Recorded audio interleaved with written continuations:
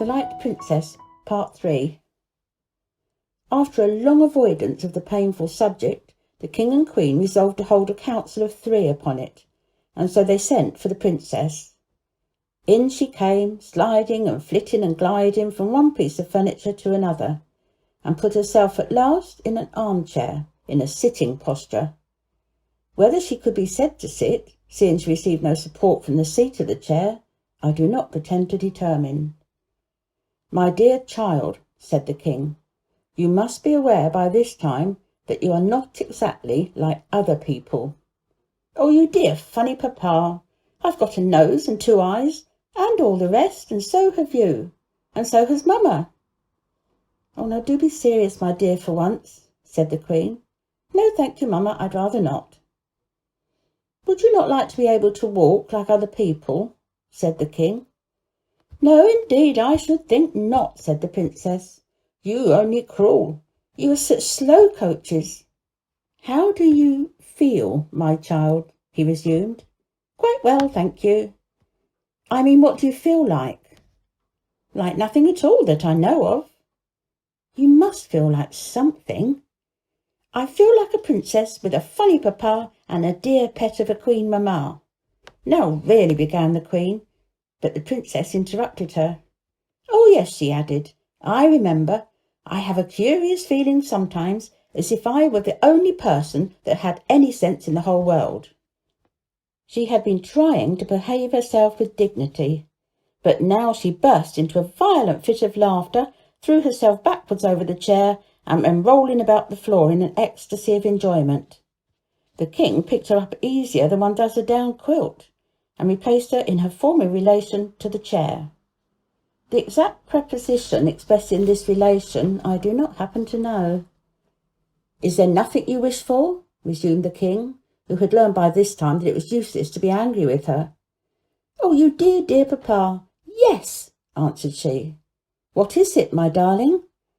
"I have been longing for, such a time, well, ever since last night." "Tell me what it is," said the King. "Will you promise to let me have it?" The King was on the point of saying yes, but the wiser Queen checked him with a single motion of her head. "Tell me what it is first," he said. No, promise first." "I dare not. What is it?" "Mind, I hold you to your promise. It's to be tied to the end of a string, a very long string indeed, and be flown like a kite. Oh, such fun!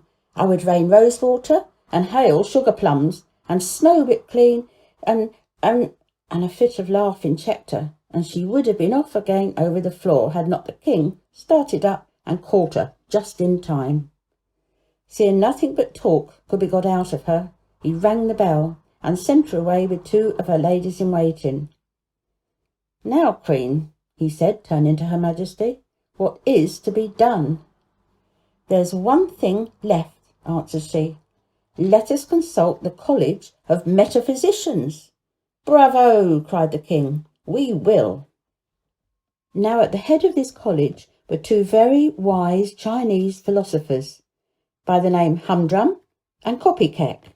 For them the King sent, and straightway they came. In a very long speech he communicated to them what they knew very well already, as who did not, namely the peculiar condition of his daughter in relation to the globe on which she dwelt. He requested them to consult together as to what might be the cause and the probable cure of her infirmity. The King laid stress upon the word, but failed to discover his own pun. The Queen laughed, but Humdrum and Copykeck heard him with humility and retired in silence. The consultation consisted chiefly in propounding and supporting for the 1000th time each his favourite theories, for the condition of the Princess afforded delightful scope for the discussion of every question arising from the division of thought, in fact, of all the metaphysics of the Chinese Empire. But it is only justice to say that they did not altogether neglect the discussion of the practical question, what was to be done. Humdrum was a materialist, Copykeck was a spiritualist. The former was slow and sententious, the latter was quick and flighty, and the latter had generally the first word, and the former the last. "I reassert my former assertion," began Copycat with a plunge. "There is not a fault in the princess, body or soul, only they are wrongly put together. Now listen to me, Humdrum, and I will tell you in brief what I think. Don't speak, don't answer me, I won't hear you till I've done." At that decisive moment when souls seek their appointed habitation, two eager souls met, struck, rebounded, lost their way, and arrived each at the wrong place. The soul of the princess was one of those, and she went far astray. She does not belong by rights to this world at all, but to some other planet, probably Mercury. Her proclivity to her true sphere destroys all the natural influence which this orb would otherwise possess over her corporeal frame. She cares for nothing here. There is no relation between her and this world. She must therefore be taught by the sternest compulsion to take an interest in the earth as the earth. She must study every department of its history, its animal history, its vegetable history, its mineral history, its social history, its moral history, its political history, its scientific history, literary history, musical history, its artistical history, and above all, its metaphysical history. She must begin with the Chinese dynasty and end with Japan. But first of all, she must study geology and especially the history of the extinct races of animals, their natures, their habits, their loves, their hates, their revenges. She must— "Hold!" roared Humdrum. "It's most certainly my turn now. And my rooted and insubvertible conviction is that the causes of the anomalies evident in the princess' conditions are strictly and solely physical. But that is only tantamount to acknowledge that they exist. Hear my opinion. From some cause or other, of no importance to our inquiry, the motion of her heart has been reversed. That remarkable combination of the suction and the force pump works the wrong way, and I mean in case of the unfortunate princess. It draws in where it should force out, and it forces out where it should draw in. The offices of the auricles and the ventricles are subverted. The blood is sent forth by the veins and returns by the arteries. Consequently, it's all running the wrong way through all her corporeal organism, lungs and all.